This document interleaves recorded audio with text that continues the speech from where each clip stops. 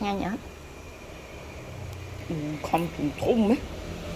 Không bị giặt lã. Nghe nhở.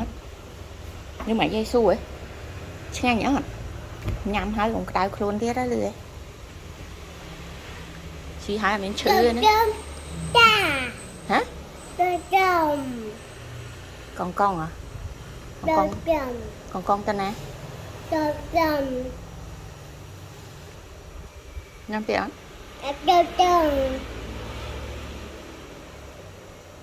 Không mà khóc bớt con mì nè. Khăm nữ băm nè nặng.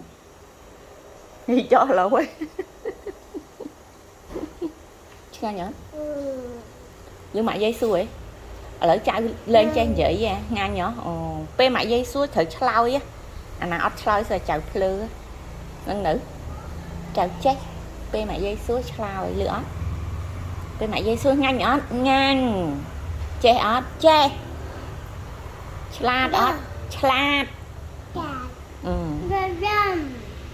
còn con tụi mình tật xanh bạch vô ao chú ta chăm pe mâm hai chậm tờ liêm hót chứ phụ hết thứ ngành nữa ngành ớt papa tham ở papa nhâm tiền ớt xua papa mở papa nhâm tiền ớt xua mở papa nhâm tu ren ớt nhâm ớt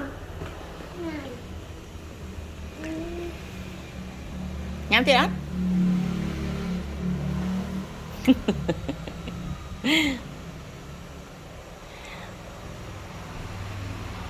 Nhắm à lợi. Papa nhắm tay rén ớt xưa mở. Ớt thử.